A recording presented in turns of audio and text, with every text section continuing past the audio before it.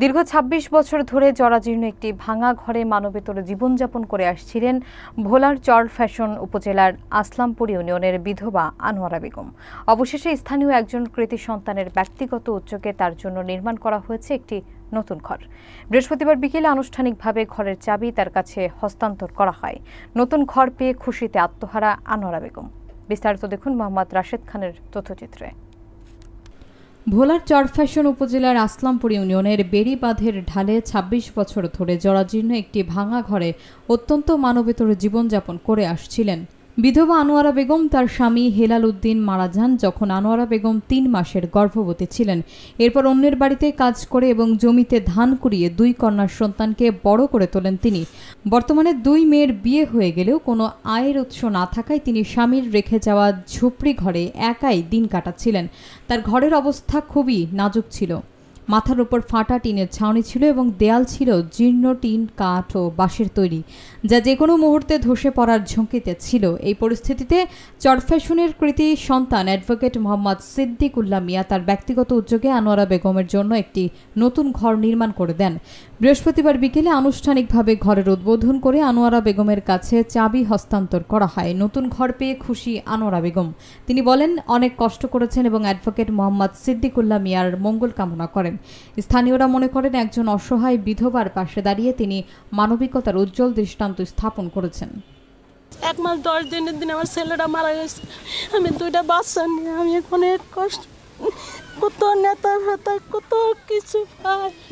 আমার এই ঘরটা কেউ দেখেন, আমি 7 বছর আমি এই ভাঙা ঘরে ছিলাম, পানি খাইছি, অনেক দুঃখ করছি। তখন এই মাই টিভি ঈদের 7 দিন আগে মাই টিভি আসে, আসার পর আমি ঘরটা দেখাইছি যে আমার ঘরটা একটু দেখেন। কত লোকজন আসে যায়, কত নেতা ভেতা আসে যায়, কতবার আমি উপর জেলায় গেছি, ওই জায়গায় গেছি, ওই জায়গায় গেছি। আমি টাকাও ঘুষও দিতে পারি না, আমার কেউ একটা ঘর দেয় না, একবার টিন দেয় না। এখন আমি কি করবো? আমার ঘরটা দেখেন। এই মাই টিভি তারা আমার বাসায় আসছে, আয়সা দেখে আমার ঘরে পানি কাজি খাতা বালি সব লুং রয়ে রয়েছে, পয়সা দইসা সব ফালাই দিছি।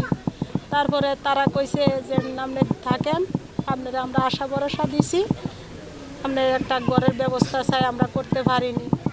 সে আমার ছেলের বয়সে বয়স, এক ভাই আমার ভাইয়ের বয়সে বয়স, তারা 2 জনে মিললে আমারে সহযোগিতা করছে। আমি ঘর পাইছি, ঘরটা দিছে সিদ্দিক স্যার, এক মাই টিভি স্যার শাহাবুদ্দিন। সে আমার ছেলের বয়সে বয়স, সে আমার গড্ডা পাওয়াই দিছে। আমি গড্ডা পাইয়া আমিও খুশি, আল্লাহ খুশি, পাবলিকও খুশি।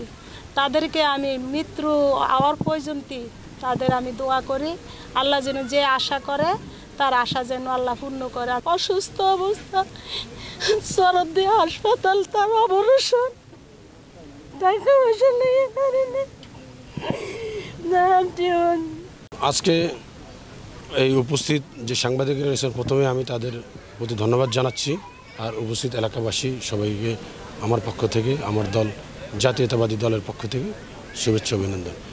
আমি কিছুদিন পূর্বে যখন ঈদে এলাকায় এসেছিলাম, এই বেতুয়াঘাটে এসেছিলাম, তখন এই একটি নিউজ প্রচারিত হয়েছিল মাই টিভিতে, এছাড়া লোকাল যে পত্রিকাগুলো ছিল এবং অন্যান্য যে ফেসবুক এই নিউজটা প্রচার হয়েছিল যে দীর্ঘ ২৬ বছর ধরে এই আনোয়ারা বেগম, বিধবা আনোয়ারা বেগম ঝুপড়ির ভিতরে থাকে। পরবর্তী সময়ে আমি এই বাসাটায় আসি নিজে সশক্ত।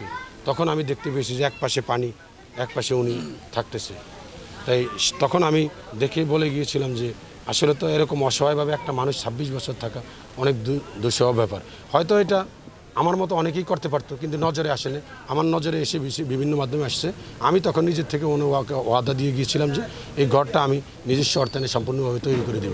তো ওনার পছন্দ মতন যেখানে যা লেগেছে আমি নিজস্ব অর্থায়নে সম্পূর্ণ ঘরটা করে দিয়েছি ওই বিধবা আনোয়ারা বেগমকে।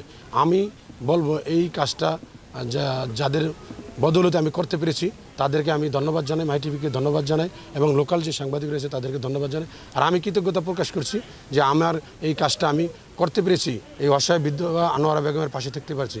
এই জন্য আমি মহান রাব্বুল আলামিনের কাছে কৃতজ্ঞতা প্রকাশ করছি। আরও একটি বিষয় আমি আপনাকে বলবো, আমি যেহেতু জাতীয়তাবাদী দলের সাথে সম্পৃক্ত, আমাদের দেশনায়ক তারেক রহমান সবসময় বলেছেন আপনারা জনগণের পাশে থাকেন, জনগণকে সাথে রাখেন। আমি এটার দিকেও নজর রেখেছি সবসময়। আমি মনে করেছি যে একটি ভালো কাজের মাধ্যমে মানুষের ভালোবাসা অর্জন করা যায়, মানুষের পাশে থাকা যায়। যদি আমি একটি ভালো উদ্যোগে ভালো কাজ করি, এটা আমার দলের জন্য, দলের ভারপ্রাপ্ত চেয়ারম্যান জনাব তারেক রহমানের জন্য, সর্বোপরি আমার বিএনপি পরিবারের জন্য মানুষের ভালোবাসা, মানুষ আমাদেরকে পছন্দ করবে, ভালোবাসবে। আর সর্বশেষ আমি যে কথাটি বলেছিলাম যে একজন মুসলমান হিসাবে মানুষের পাশে থাকলে এটা সদগায়ে জারিয়া হিসাবে মানুষের দুনিয়া এবং আখেরাতে সেটা সুফল পায়। সেই থেকে আমি এই কার্যকর এই পদক্ষেপগুলো এটা নিয়েছি। এছাড়া আমি কিছু টিউবওয়েল দিয়েছি, অন্যান্য যে আনুষঙ্গিক মানবিক কাজগুলো আছে এগুলো আমি করার চেষ্টা করছি। আমি মনে করি যে এই ভালো কাজের মাধ্যমে মানুষ আমাকে এবং আমার দল বিএনপি এবং জাতীয়তাবাদী শক্তির যে আমাদের উৎস জনাব তারেক রহমানের প্রতি ভালোবাসবে, তাদের প্রতি মানুষের ভালোবাসা থাকবে, এটাই আমার প্রত্যাশা। আর আমি সর্বশেষ বলবো, এই ঘরের মাধ্যমে হয়তো অনেক বড় কিছু না, কিন্তু এটা একটা বলার অর্থ হলো যে মানুষ উৎসবে আরও সকলে যেন এরকম ভালো কাজের সাথে সম্পৃক্ত হতে পারে। আর দীর্ঘদিনের যে আনোয়ারা বেগমের কষ্ট ছিল এটা দূরীভূত হবে, উনি স্বাভাবিকভাবে জীবনযাপন করতে পারেন। এরপরে যদি ওনার কোনো সুবিধা অসুবিধা থাকে, আমি যতদিন পারবো ওনার পাশে থাকার চেষ্টা করব। মাদ্রাজ ইউনিয়ন, এই ইউনিয়নের আনোয়ারা বেগম, উনি খুবই গরিব, অসহায়, হতদরিদ্র, তার স্বামী নাই। ওনার একটা এখানে ঘর ছিল, একদম ভাঙ্গাচুরা, জোয়ারের পানি উঠতো, বৃষ্টির পানি পড়তো উপর থেকে। আমাদের স্থানীয় সন্তান চরপেশন মনপুরার অ্যাডভোকেট সিদ্দিকুল্লাহ মিয়া তার এই ঘর উপহার দিয়েছে এবং তার পাশে দাঁড়িয়েছে এবং সুন্দরভাবে তাকে ঘরটা আজকে উপহার দিয়েছে। আমরা এলাকাবাসীর পক্ষ থেকে তাকে ধন্যবাদ জানাই। ঘরটা ছিল না, ভাঙ্গাচুরা ছিল, এখানে জোয়ারের পানি টানি উঠতো, ঘরে থাকার খুব কষ্ট ছিল। তো সিদ্দিকুল্লাহ স্যারের উছিলায় মনে করেন সিদ্দিকুল্লাহ স্যারের ঘরটা দিছে, আমাদের দেখতে খুব ভালো, দেশবাসী সবাই ভালো, ঘরটা যখন সিদ্দিকুল্লাহ বাইরে উছিলে পাইছে।